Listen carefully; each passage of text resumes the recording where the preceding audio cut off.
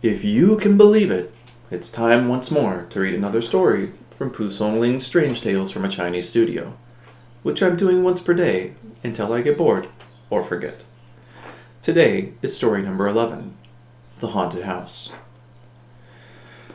Mr. Li of Changshan, the nephew of Li Huaxi, president of the Board of Justice, was the owner of a haunted house. One day he saw a long bench on his veranda, flesh pink in color, very smooth looking, and well finished. He did not recall possessing such a bench, and went up to it and touched it, letting his hand run along its curves. The thing actually felt soft, like flesh, and he walked away from it in shock and revulsion. He had walked a few steps when he looked back and saw the bench move on its 4 feet and gradually vanish as it merged with the wall.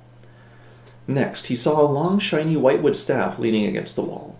He took hold of it, and it too was so smooth that it slipped through his fingers, falling to the ground and wriggling away like a snake, until it too had vanished into the wall. In the 17th year of the reign of the Emperor Kangxi, a scholar named Wang Junchen took up residence in Mr. Li's house, the very same house, as a family tutor. One evening, just when the lamps were lit, Wang was lying down on the couch with his shoes still on when suddenly he caught sight of a tiny man, some 3 inches tall, who entered the room, wandering around, and then left again. A little while later, he returned carrying 2 small stools, which he placed in the room. They were tiny, like the miniature toys children make out of millet stalks. After another short interval, 2 more little men came in, bearing a coffin about 4 inches long, which they placed on top of the 2 stools.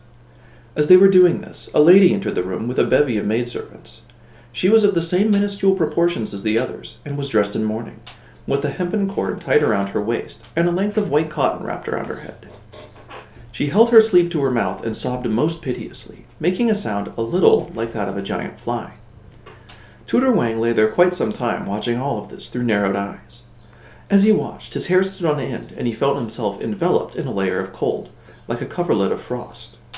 Finally, he gave out a great cry and leaped from his bed in an attempt to flee from the room, but as he went, he tripped and landed with a crash on the floor, where he lay a gibbering wreck, quite incapable of rising to his feet. The household heard the noise and came running, but saw no sign of anyone or anything out of the ordinary.